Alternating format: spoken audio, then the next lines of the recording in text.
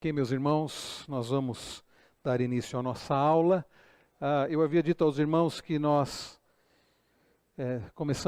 iríamos tratar do tema panorama bíblico do Antigo Testamento. Começamos já na semana passada, dando uma visão geral do Antigo Testamento, como os livros da Bíblia foram divididos no Antigo Testamento, e hoje quem daria a aula, começando Gênesis, seria o reverendo Wilson, mas ele não pôde estar aqui conosco, ele estará à noite, eu iria louver à noite, ele estará pregando aqui à noite, então coube a mim dar essa aula. Na verdade eu vou iniciar Gênesis, e eu creio que o reverendo Wilson, a partir do domingo que vem, ele é o professor da classe dos adultos, e ele deve, aliás, domingo que vem não, a partir do primeiro domingo de março, domingo que vem nós vamos ter um estudo especial de missões. A partir do primeiro domingo de março, o reverendo Wilson vai dar continuidade sendo professor desta classe, a classe dos adultos.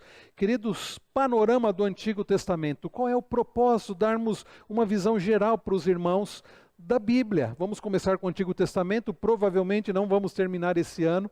E depois do Antigo Testamento vamos dar um panorama do Novo Testamento. O nosso intuito, nosso objetivo, nós, os pastores da igreja, nós entendemos que é necessário que a igreja tenha uma compreensão da palavra de Deus e um entendimento dos livros da Bíblia, qual o significado ou mensagem central de cada livro da Bíblia, possam se localizar, em que época esse livro foi escrito, a divisão do livro, enfim, é dar um panorama, por isso a palavra panorama, para que os irmãos tenham uma compreensão das Escrituras. E nada melhor do que começar com o primeiro livro da Bíblia. Depois de termos falado um pouco sobre o cânon, sobre a organização dos livros, vamos começar aqui Gênesis.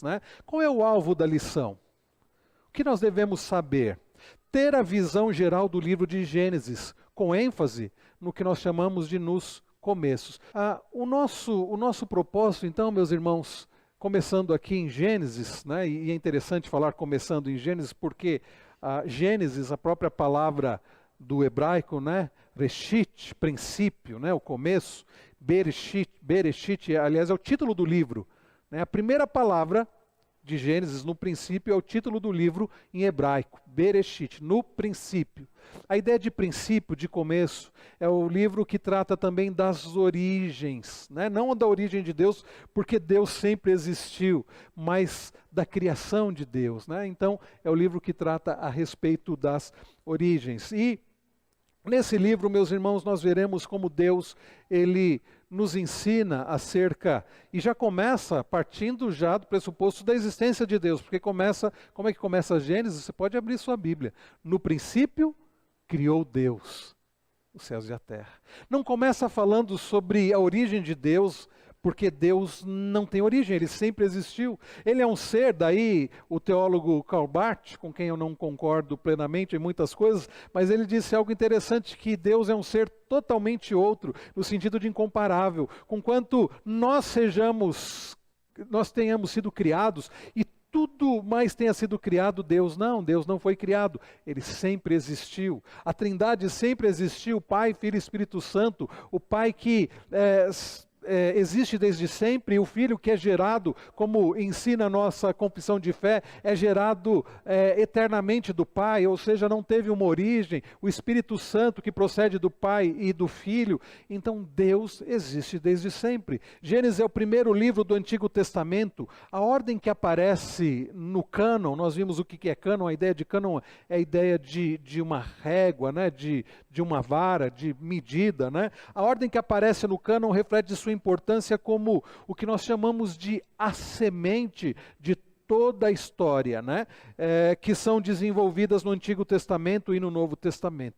É curioso, nós veremos que Gênesis é citado em outras partes do Antigo Testamento e é citado muito no Novo Testamento. Aliás, o nosso Senhor Jesus Cristo por vezes citou o livro de Gênesis. E as histórias narradas ali explicam a origem do homem, do povo de Israel, a origem do homem, do ser humano, e a origem também do povo de Deus. É um livro, queridos, que precisamos estudar, precisamos compreender corretamente. É uma grande bênção para a nossa vida. Então, ao estudar Gênesis, nós vamos notar como Deus cuida do homem desde o princípio do mundo. Não podemos perder de vista o seguinte: Prestem bastante atenção. A Bíblia não é um livro constituído, e a palavra Bíblia é biblos, a ideia de uma coleção de livros, né? Uma biblioteca. A Bíblia não é um livro constituído por livros diversos que tratam de assuntos diversos e diferentes e que não têm conexão um com o outro. Tire isso da sua cabeça. A Bíblia é um livro cujas histórias, os livros que temos ali, as histórias nesses livros, elas estão conectadas. Obrigado, meu irmão. Cujas histórias fazem parte de uma história maior. Você sabe, você lembra qual é a história maior? A história da redenção. Nós veremos já em Gênesis a tríade criação, queda e redenção. Ok, então, obrigado. Agora, sim, muito obrigado, irmãos. Essa equipe é muito boa. Qual é o alvo da lição? O que nós precisamos saber? Ter a visão geral do livro de Gênesis com ênfase nos começos, nas origens, nos princípios.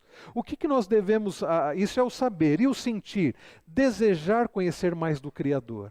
Irmãos, ao estudarmos Gênesis, isso deve gerar em nós um desejo de conhecer mais a Deus, aquele que nos criou. E qual deve ser a nossa ação? Louvar ao Senhor pelos seus atributos. Aliás, seria muito estranho um estudo das Escrituras que não levasse ao louvor a Deus. Nós não estudamos a Bíblia apenas para encher a nossa mente de informações. Nós não estudamos as Escrituras para que possamos dizer para os outros, olha o quanto eu sei. Aliás, isso é orgulho, é pecado. Nós não estudamos as Escrituras apenas para podermos, por qualquer outro propósito, deveria ser para a glória do Senhor. Ao estudarmos a Bíblia, e não deve ser diferente o livro de Gênesis, deve ser para que isso nos leve a conhecer mais ao Senhor e louvá-lo pelos seus atributos, por quem Ele é, por causa do que Ele é, por causa do que Ele tem feito. Então esse é o alvo da lição de hoje. Gênesis, como eu disse, isso aqui eu já citei, o primeiro livro do Antigo Testamento, reflete a importância, a semente de toda a teologia e toda a história que são desenvolvidas no restante da Bíblia. Em Gênesis nós temos o princípio, daí o autor da lição usar a palavra semente, de toda a teologia e da história que nós teremos no restante da Bíblia. Isso eu já também citei, e ao estudar Gênesis devemos notar como Deus cuida do homem desde o princípio do mundo. Vamos ver aqui, vamos ter uma visão panorâmica, uma visão geral do livro. Quais as informações básicas? Quem escreveu o livro de Gênesis? Deus usou a vida do seu servo Moisés para escrever Gênesis. Aliás, Deus usou Moisés para escrever os 5 primeiros livros da Bíblia. O chamado Pentateuco, os 5 primeiros livros da Bíblia. Gênesis, Êxodo, Levítico, Números e Deuteronômio. Foi Moisés quem escreveu. Moisés não viu o que aconteceu quando Moisés começa dizendo: no princípio criou Deus os céus e a terra era sem forma e vazia. Moisés não viu isso, Moisés não viveu aquilo. Então como é que Moisés escreveu coisas que ele não presenciou, ele não foi a testemunha ocular daquilo? Deus inspirou o seu servo, Deus colocou na mente do seu servo Moisés aquela revelação. Deus revelou a Moisés aquilo que ele precisava escrever. Então Moisés foi um instrumento do Senhor para escrever o livro de Gênesis, assim como também Êxodo, os outros 4 livros seguintes. Quando Moisés escreveu esse livro? Não foi quando Deus criou todas as coisas. Aí teria que voltar ainda mais uns 3.000 anos. Foi quando Moisés viveu, quando Deus libertou o seu povo do Egito, e o povo de Deus na saída do Egito, nós vamos ver aqui também, o local em que foi escrito, estava no deserto e precisava aprender a respeito de Deus, a respeito da criação, a respeito da queda, a respeito da redenção. O povo de Deus precisava, nos dias de Moisés, daqueles ensinamentos, e como nós continuamos precisando hoje. Foi escrito então em 1440 a.C., no deserto. E o alvo inicial foi o povo de Israel, mas não somente o povo de Israel. Esse é o alvo inicial, o povo nos dias de Moisés, mas para todos nós hoje. Veja, um livro escrito 1440 a.C., somando, nós estamos em 2022, somando isso, quanto tempo, meus irmãos? um livro tão antigo que Deus preservou, porque nós precisamos dessa revelação. É palavra de Deus para a nossa vida hoje. O versículo-chave, Gênesis 1:1. Nós temos alguns versículos principais. Gênesis 1:1 é um deles. No princípio criou Deus os céus e a terra. Um outro versículo muito importante é o verso de número 15 do capítulo 3. Porque ali nós temos o que os teólogos chamam de proto-evangelho, o primeiro evangelho. É Deus já falando a respeito do Salvador, Jesus Cristo. Então, nós veremos alguns versículos bastante importantes, os versículos chaves. E qual é a palavra-chave? É a palavra começo, princípio. No princípio, como eu disse, esse é o próprio título do livro em hebraico. Né? Quando o livro foi traduzido para o grego, né, foi usado o nome Gênesis, né, de Genese, de Gênesis, que também é a ideia de princípio, no princípio. Então essa é a palavra-chave, começo, princípio. Um esboço do livro. Nós temos a seguinte divisão geral do livro. Os capítulos 1 e 2 tratam a respeito da criação. Se você quer aprender sobre a criação, você lê nos versos 1 e 2, que fala sobre como Deus criou todas as coisas. Nos 6 dias, Deus criou todas as coisas. E nós cremos nisso pela fé. Nós não temos como comprovar, nós somos criacionistas, nós cremos que Deus criou todas as coisas. Há uma teoria, já há algum tempo, que é vendida como uma teoria científica, e eles não podem dizer que é científica, porque para que algo seja considerado científico precisa ser provado. E a teoria da evolução, a teoria do Big Bang, a teoria de que o universo surgiu de uma grande explosão e depois o homem veio através de um fruto de uma evolução, não tem fundamentação ou comprovação científica. Sim, as escolas ensinam como uma teoria científica. Você, num curso de biologia, vai ouvir isso como se fosse uma verdade absoluta, a origem do universo de uma grande explosão, mas a coisa carece de tanta fé.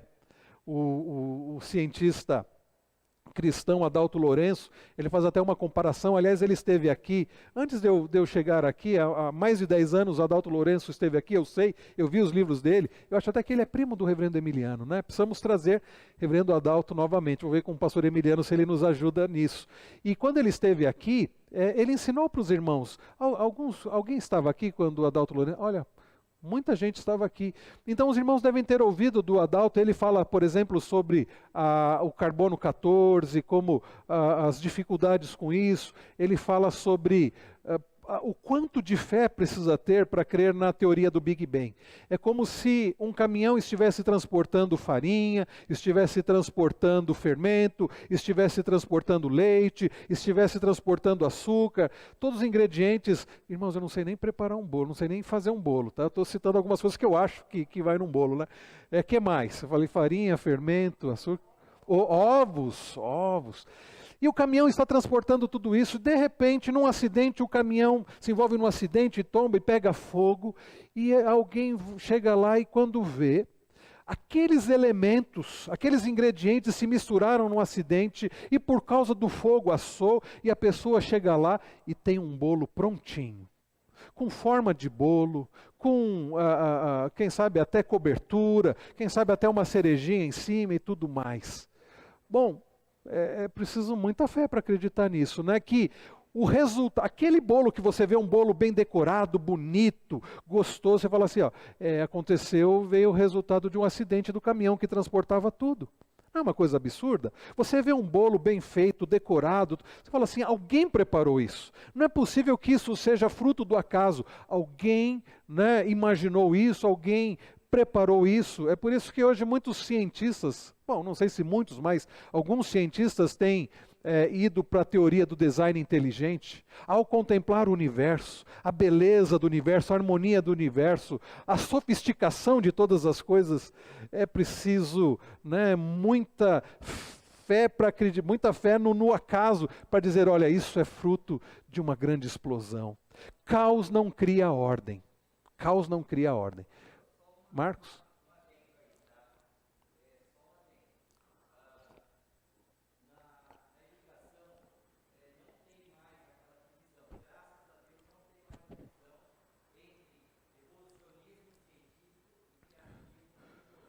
Certo.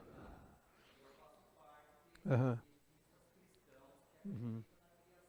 Sim, sim. Aham. Aham. Aham. Temos que ser criacionistas mesmo e Sim. acreditar pela fé. Assim como a ciência não comprovada, né, ela supõe, vem por hipótese. Sim. Então, hoje nós vemos até o Mackenzie, muitas escolas, até no caso do PCNs, coloca nos livros o criacionismo. Existe até um confronto, uma vez na Unicamp, impediram os cientistas criacionistas de se manifestar. Inclusive tem ateus criacionistas. Olha que interessante, o Lourençon fala sobre isso. Uhum. Então, tanto o criacionismo como o evolucionismo são baseados como ciência. E nós, como cristãos, temos que acreditar que houve um Criador, Deus. Sim, sim. Né? Que deu origem. Obrigado, presbítero Marcos. Então, nós não cremos que as coisas surgiram de uma grande explosão. Aliás, o que causou essa grande explosão? Alguns gases causaram essa grande explosão. E de onde surgiram aqueles gases e tudo mais? Chega um ponto que os próprios, aqueles que creem na teoria, né, do Big Bang, que eles não têm resposta. Dizem, não, isso já existia, mas já existia da onde? Né? O que cria alguma coisa, para algo ser criado, é porque precisa existir algo antes. A nossa resposta, e nós não temos como comprovar, aliás, Paulo não, o autor aos Hebreus, diz que é pela fé que nós cremos que Deus criou o universo, né? Pelo seu poder, é pela fé. E aqueles que creem na teoria, né, do Big Bang também não podem dizer que tem comprovação científica. O acelerador de partículas, que eu saiba até hoje, não conseguiu comprovar, né, a teoria do Big Bang. E não vai conseguir. Bom, mas o nosso estudo hoje não é sobre criacionismo e evolucionismo, mas para mostrar que o livro de Gênesis, os 2 primeiros capítulos tratam da criação. Chega o capítulo 3, e aí nós já aprendemos sobre a queda. Quando o homem desobedece a Deus, homem e mulher desobedecem a Deus, e nós temos ali sobre a queda, o pecado de Adão, que era o representante da raça humana, as consequências do pecado, e temos ainda ali também já a revelação também da restauração de Deus, da redenção, no verso de número 15, né? O descendente da mulher que viria ferir a cabeça da serpente. Quem é, queridos, o descendente da mulher que veio e feriu a cabeça da serpente? Satanás. Quem é o descendente da mulher que veio e feriu a Satanás? Jesus Cristo, né? Os capítulos 6 a 9 tratam do dilúvio. Os capítulos 10 e 11 tratam, né, da Torre de Babel. Aí depois nós temos do capítulo 12 a 50, de 12 a 25, aí entram na história dos patriarcas. Abraão, Isaac e Jacó. 12 a 25, Abraão. 26 e 27, Isaac. E 28 a 36, Jacó. E nós vimos no ano passado, ao longo dos cultos da manhã, né, a série O Deus de Nossos Pais, através do nosso irmão licenciado Cleiton, a história do Deus de Abraão, de Isaac e de Jacó. E no final, dos capítulos 37 a 50, José. Ou melhor dizendo, como Deus, né, o Deus da provisão, provê para o seu povo. Nós lemos dos versos 37 a 50, através da história de José, sobre o Deus da provisão, Deus que guia todas as coisas para a glória dele e para o bem do seu povo. Essa é a divisão, queridos, geral, né? A visão panorâmica do livro é essa, tá bom? Só para os irmãos terem a ideia geral do livro. Muito bem, Gênesis em uma sentença. Se tivéssemos que usar uma sentença para Gênesis, a sentença é: Deus demonstra seu amor por meio da criação, por meio do juízo e da eleição de um povo, que o revelaria às nações. Deus demonstra seu amor por meio da criação. Deus precisava criar todas as coisas? A resposta é não. Deus dependia. Deus existe desde quando? Desde sempre. Mas houve um momento em que Deus, se dá para usar essa expressão, momento da eternidade, é difícil até falar isso, mas houve um momento na eternidade que Deus na Trindade, Pai, Filho e Espírito Santo, resolveu criar todas as coisas. E naqueles 6 dias, todo o mundo espiritual e material foi criado. O universo, o mundo espiritual, os anjos, tudo foi criado naqueles 6 dias. Quem existia antes daquele no princípio criou Deus os céus e a terra? Deus. Deus estava sozinho? Não. Pai, Filho e Espírito Santo. Sozinho no sentido de uma pessoa sozinha? Não. Deus existe em 3 pessoas. Pai, Filho e Espírito Santo. Então a Trindade já existia e, como eu disse, existe desde sempre. Deus não dependia de anjos, não dependia de seres humanos, de animais, para nada. Ele já se bastava.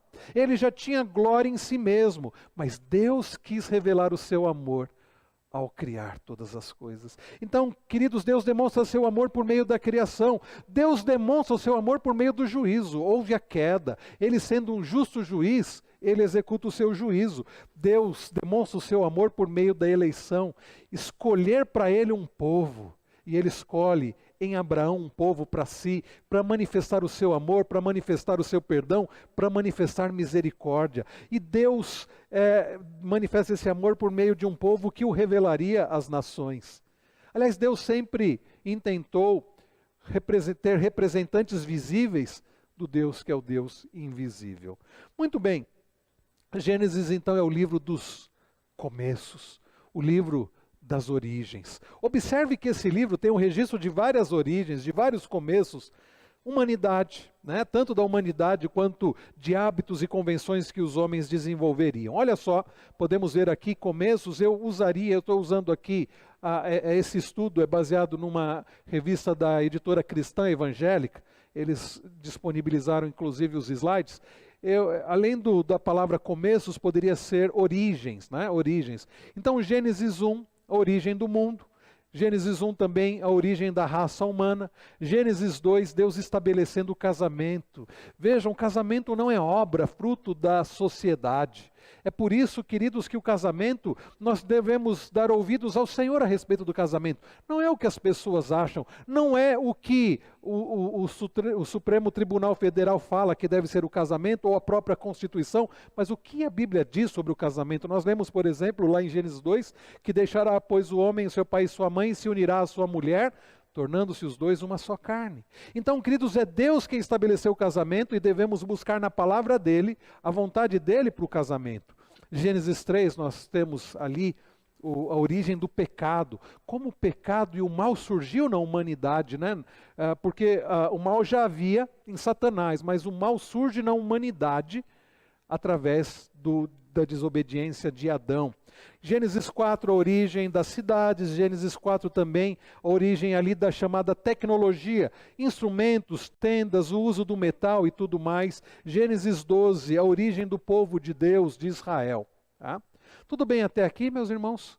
Eu estou falando aqui, é bem resumido, porque é apenas um panorama. É possível que no primeiro domingo de março, o reverendo Wilson queira voltar a Gênesis, se aprofundando um pouco mais. Ludmila, tem um microfone ali com o presbítero Marcos, com o diácono Marcos. Essa revista, a gente não teria disponibilidade? Nós podemos adquirir, sim. É que eu acho que o reverendo Wilson vai usar um outro material. Tá? Eu usei essa revista que eu tenho, mas é possível que ele use um outro material. Então, eu posso ver com ele que se ele for usar, mas a revista é apenas alguma coisa para nos guiar, tá? Em geral, nós usamos muito mais do que uma revista, né? Temos muitos livros a respeito. Eu imagino que o reverendo Wilson vai usar muito mais material. Agora, se os irmãos quiserem, para que tenham, né, esse direcionamento, nós podemos disponibilizar para os irmãos essa revista, tá bom? Da Cristã Evangélica. Eu vou conversar com o reverendo Wilson se ele acha interessante, e aí ele fala para vocês na próxima aula que ele der. Vamos destacar algumas coisas aqui de Gênesis, ainda que de forma bastante também rápida. A obra criadora de Deus. Abram Gênesis 1, 1. Tá fácil, né? Gênesis 1, 1. Diz assim, no princípio Deus criou os céus e a terra. Eu estou tão acostumado com a Ara, né? A Nova Almeida atualizada. No princípio Deus criou os céus e a terra. Então é obra criadora de Deus. Como eu disse, há um contraponto, né, da teoria da evolução, a teoria do Big Bang também, mas nós cremos aqui que foi Deus quem criou todas as coisas. Aquele que não é criado, aquele que existe desde sempre. Mais uma vez, para que algo seja criado, precisa de algo anterior. Então, o Big Bang surgiu, mas o que levou ao Big Bang? Ah, o que levou ao Big Bang foi tal coisa. E o que levou a tal coisa? Chega uma hora que eles não têm. Nós cremos que aquele que existe desde sempre criou todas as coisas. Um outro destaque aqui, o pecado do homem. Né? E como Deus resolve o problema do pecado do homem. Olha o capítulo de número 3. Capítulo de número 3. No verso de número 15, o proto-evangelho, nós lemos aqui na Nova Almeida atualizada: porém inimizade entre você e a mulher, entre a sua descendência e o descendente dela. Este lhe ferirá a cabeça, e você lhe ferirá o calcanhar. É curioso porque quando o homem peca contra Deus, e Deus havia dito, não comam do fruto da árvore do conhecimento do bem e do mal. Por quê? Porque no dia em que dela comerdes, certamente morrerás. E o homem desobedece e come do fruto da árvore do conhecimento do bem e do mal. E o que acontece? O homem não morre fisicamente imediatamente, é verdade. Mas já há a morte, porque a palavra morte tem a ideia de separação. Que separação acontece imediatamente quando o homem come do fruto? Quando o homem desobedece, peca contra Deus. A separação entre Deus e o homem. Aquele relacionamento, né? Deus passeava no jardim e Deus tinha um relacionamento profundo com o homem tinha vida, o homem tinha comunhão com Deus. Essa comunhão de Deus com o homem, do homem com Deus, foi interrompida. Né? E é curioso também notar que o homem tenta resolver o problema do jeito dele. Porque quando o homem, o ser humano, peca contra Deus, ele já começa a experimentar o quê? Medo, vergonha, não é isso? Olha um pouco antes. Diz assim, verso 8: ao ouvirem a voz do Senhor Deus que andava no jardim, quando soprava o vento suave da tarde, o homem e a mulher, olha só, se esconderam da presença do Senhor Deus entre as árvores do jardim. Eles se esconderam da presença do Senhor. E por que é que eles se esconderam da presença do Senhor? Continuando, e o Senhor Deus chamou o homem e lhe perguntou, onde você está? Ele respondeu, ouvi a tua voz no jardim, e porque estava nu, olha só o que diz, tive medo e me escondi. Tive medo. O homem e a mulher passaram a experimentar medo. O homem e a mulher passaram a experimentar vergonha. Eles tentam resolver do jeito deles, se esconder de Deus. Eles vão cozer para eles folhas de figueira para usar de cintas, de roupa ali para eles. Eles tentam resolver o problema da vergonha, do medo do jeito deles. Irmãos queridos, o ser humano tem continuado a tentar resolver o problema do medo, da vergonha, do pecado, do jeito deles. E qual é o jeito do ser humano? Por vezes na autojustificação. Ah, eu vou fazer coisas boas, porque com isso eu vou merecer a salvação. Eu vou fazer isso, aquilo, eu vou negar a realidade do pecado. Não existe pecado. Esse é o jeito humano de lidar com a culpa, com a vergonha. Ou ignorar, ou negar, ou tentar se auto-justificar. Qual é o jeito de Deus? Verso 15. É enviando o seu próprio Filho. Aquele que Paulo vai chamar de segundo Adão. O que o primeiro Adão não conseguiu fazer, o segundo Adão fez. O primeiro Adão não conseguiu obedecer de forma plena e perfeita. O segundo Adão, sim. O próprio Deus vem ao mundo. Jesus Cristo vem, obedece de forma perfeita, cumpre toda a lei de Deus. E mais, leva sobre si o pecado do seu povo, satisfaz a justiça do justo juiz. Tá?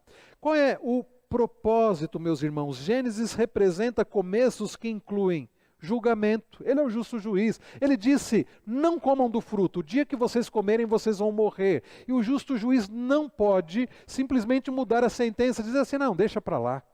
Ele precisa executar a sentença, né? Mas também representa a graça, porque como Deus resolve o problema do ser humano? Paulo diz lá em Romanos 3:23 que todos pecaram e carecem da glória de Deus. Lembre-se, Adão era o representante da raça humana. Talvez você pergunte assim, mas o que eu tinha a ver com Adão, com o pecado de Adão? Ele te representava e me representava. Ao pecar, Adão condena toda a raça humana, sendo ele o cabeça federal, essa expressão que aparece na teologia, né? Sendo ele o representante da raça humana, ele condena toda a raça humana ao pecar. O nosso primeiro pai, o nosso representante, por causa do seu pecado, condena toda a raça humana. Mas nós temos um outro grande problema. Além de já nascermos em pecado, não nascemos de forma, né? O bebezinho é um ser, como é que as pessoas dizem, né? Inocente, puro, sem pecado. Nós já nascemos, né? Davi diz, em pecado me concebeu minha mãe, nós já nascemos em pecado, mas nós temos um outro grande problema, nós continuamos cometendo o quê? Pecado. Não é que nós temos apenas um mau antecedente, né? Criminal, mas nós continuamos pecando. E como Deus resolve esse problema? Como eu disse, Deus não podia dizer simplesmente assim, deixa para lá, eu falei que a condenação seria a morte para quem pecasse, mas vou mudar de ideia. Deus não muda de ideia. Deus, sendo o justo juiz, precisa cumprir a sentença. E como ele faz? Enviando o seu filho, que obedece de forma perfeita e leva sobre si a culpa dos nossos pecados. Então, queridos, a criação foi um ato de graça, o homem foi julgado pela queda e teve um novo começo, né?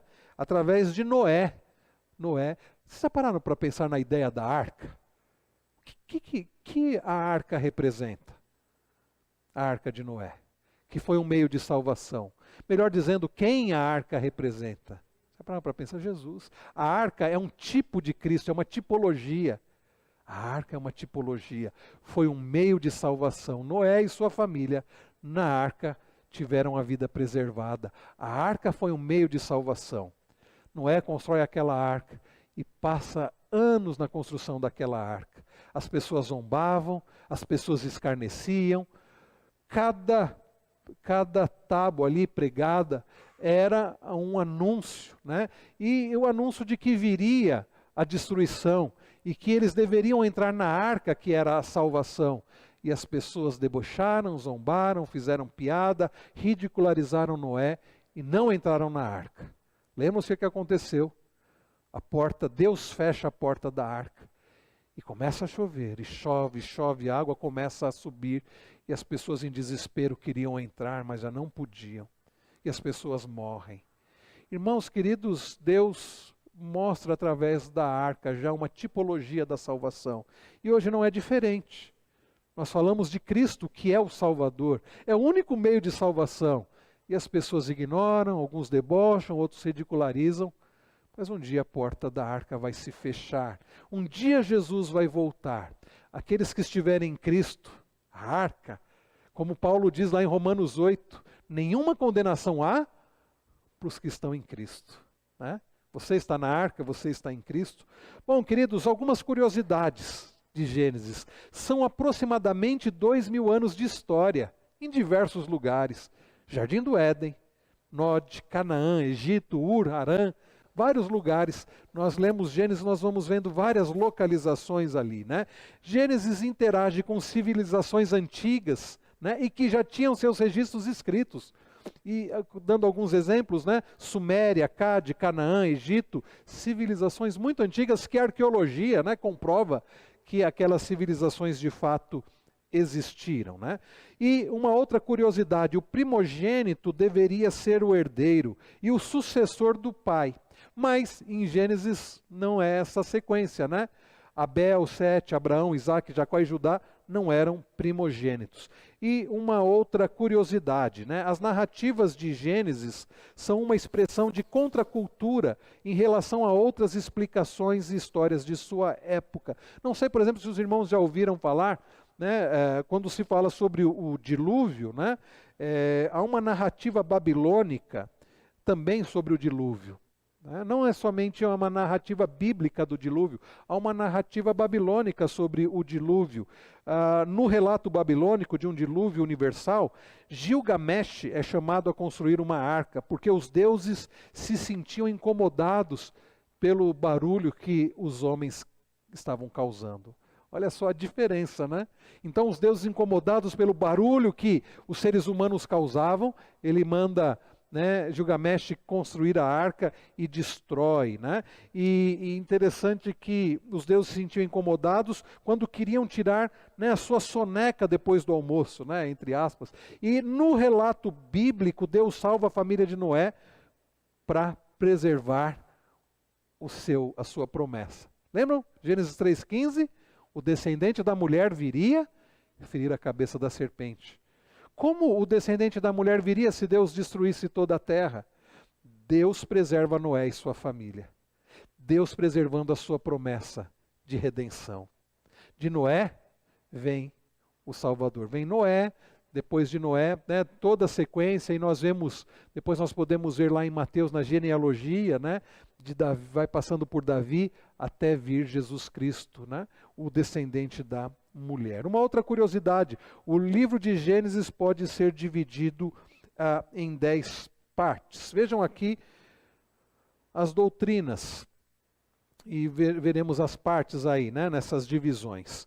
Gênesis 1. Novamente abra a sua Bíblia, você já deve saber de cor, no princípio Deus criou os céus e a terra. Que doutrina nós temos aqui, meus irmãos? O que nós podemos destacar de doutrina aqui nesse versículo? O que vocês acham? O que vocês destacam de doutrinas nesse versículo? Qual doutrina? Da criação. Existe um Criador. Quem é o Criador? Deus. Existia mais alguém ali? Só a Trindade, né? Pai, Filho e Espírito Santo. É curioso quando Jó começa a questionar a Deus, Jó começa a ser afligido, ele até reage bem no início, né? Deus deu, Deus tirou, bendito seja o nome do Senhor. Mas o tempo vai passando, as aflições aumentam, e chega um momento que Jó começa a questionar a Deus. Por que o justo sofre, o ímpio não? E quando Jó começa a questionar a Deus, Deus aparece para ele, para ter uma conversa de perto com Jó. A coisa deve ter sido muito séria, né? Deus aparece no meio de um redemoinho para Jó. Vocês lembram o que Deus pergunta para Jó? Deus fala assim: quem quer discutir comigo? Você quer discutir comigo? Se prepare então. Cinja aí os lombos, vamos conversar. Aí Deus pergunta para Jó o seguinte: onde você estava quando eu lancei os fundamentos da terra? Deus começa a dizer para Jó: onde você estava quando eu criei todas as coisas? Eu precisei do seu conselho? Eu precisei da sua ajuda? Eu fico imaginando o Jó se encolhendo, né? Aliás, quando eu começo a vir alguns questionamentos na minha mente, eu começo a lembrar e imagino Deus perguntando para mim: onde você estava quando eu criei todas as coisas? Precisei da tua ajuda? Precisei do teu conselho? E aí eu já paro de questionar, né? Esse é um bom exercício. Rodrigo? Quantos dentes tem na boca do crocodilo? Deus faz ali um questionário para Jó, talvez fale assim: mas por que Deus pergunta isso? Deus tinha os seus propósitos, né?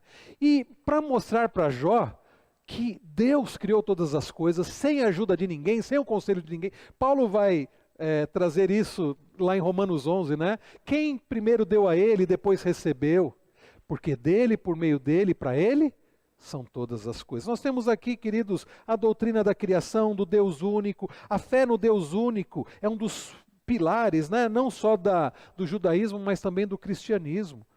No princípio criou Deus os céus e a terra. E essa doutrina nos leva a adorar a Deus e expressar que não há outro Deus. Gênesis 1, 18 a 25. Gênesis 1, 18 a 25. O nosso tempo está quase terminando. Nós não vamos conseguir ler todas as passagens, mas vejam aqui Gênesis 1, 18 a 25. Eu vou ler rapidamente aqui na Nova Almeida Atualizada, né? Vou ler a partir do verso de número 17. E os colocou no firmamento dos céus para iluminarem a terra, para governarem o dia e a noite e fazerem separação entre luz e as trevas. E Deus viu que isso era bom. Houve tarde e manhã no quarto dia. Só um minutinho aqui, meus irmãos.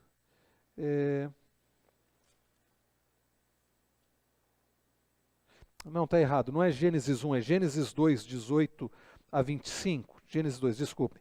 O Senhor Deus disse ainda: não é bom que o homem esteja só. Farei para ele uma auxiliadora que seja semelhante a ele. Havendo, pois, o Senhor Deus formado da terra todos os animais do campo e todas as aves dos céus, trouxe a Adão para ver que nome lhes daria. E o nome que ele desse a todos os seres vivos, esse seria o nome deles. O homem deu nome a todos os animais domésticos, às aves dos céus e a todos os animais selvagens. Mas para o homem não se achava uma auxiliadora que fosse semelhante a ele. Então o Senhor Deus fez cair um pesado sono sobre o homem, e este adormeceu. Tirou-lhe uma das costelas e fechou o lugar com carne. E da costela que havia tirado do homem, o Senhor Deus formou a mulher e a levou até ele. E o homem disse: esta, afinal, é osso dos meus ossos e carne da minha carne. será chamada varoa, porque do varão foi tirada. Por isso o homem deixa pai e mãe e se une à sua mulher, tornando-se os dois uma só carne. Ora, um e outro, o homem e sua mulher, estavam nus, e não se envergonhavam. Queridos, dessa passagem, que doutrinas podemos destacar? Tem tanta coisa que nem temos tempo aqui. Mas, por exemplo, nós podemos destacar o seguinte: Deus é pessoal e Gênesis nos ensina que, apesar de sua grandeza, Deus se relaciona de maneira pessoal. Ele conhece cada um de nós e deseja se relacionar conosco. E Ele nos criou também para nos relacionarmos. Deus cria o homem, Deus se relaciona com o homem e Deus cria a mulher para o homem se relacionar com a mulher. Aqui nós temos doutrina de relacionamento, a doutrina que Deus deixou para o casamento, deixa o homem pai e mãe, se une à sua mulher, se tornando os dois uma só carne. Tem muita coisa para falar aqui, mas destacar apenas algumas coisas. Esses textos de Gênesis 1, 26 e 27 e 2, 16 e 17, diz que Deus criou o homem à sua imagem e semelhança. A doutrina de que fomos criados imagem e semelhança de Deus, carregamos ainda a imagem e semelhança. Nem o pecado foi capaz de destruir isso. João Calvino, o grande teólogo da Reforma, ele ensina que o pecado desfigurou muito essa imagem e semelhança. É a doutrina da depravação total. O pecado atingiu o ser humano, nos atingiu em todo o nosso ser, todas as nossas faculdades, né, do nosso ser. Mas o pecado não destruiu a imagem e semelhança.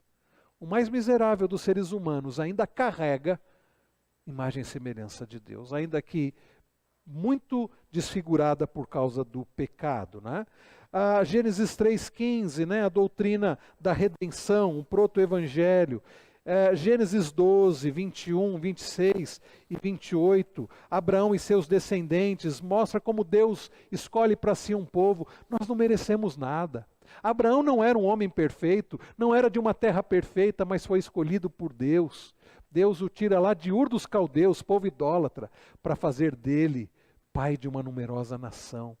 É a doutrina da eleição, da escolha, não porque merecemos, mas por amor, bondade e graça. Quanta doutrina nós poderíamos destacar aqui dessas passagens, né? Gênesis 37 até 50, né? Que mostra a história de José, mostra como Deus, através de José, preserva o seu povo. Nada do que aconteceu com José foi acaso. José tendo sido invejado pelos irmãos, lançado numa cisterna, vendido como escravo, indo parar lá no Egito. Irmãos, nós não cremos em acaso. Indo parar na casa de um homem chamado Potifar, servindo de forma íntegra e fiel, sendo caluniado pela mulher daquele homem, sendo lançado na prisão de forma injusta, tendo a sua vida preservada, mesmo tendo sido esquecido pelo copeiro ali naquela prisão. Mas Deus, depois de tudo aquilo, o coloca como o segundo maior do Egito. E sabe, queridos, quando vem a fome, Deus já havia revelado a José e no Egito eles haviam estocado alimento. E quando vem a fome no mundo, onde os irmãos de José vão buscar comida? Onde havia comida. Onde havia comida? No Egito. E eles vão até lá. E quem os recebe? José. Que se dá a conhecer aos seus irmãos, não carregando mágoa, autocomiseração, mas entendendo que Deus havia dirigido todas as coisas até ali. Então José se dá a conhecer aos seus irmãos e diz: o mal que vocês fizeram contra mim, Deus conduziu isso em bem.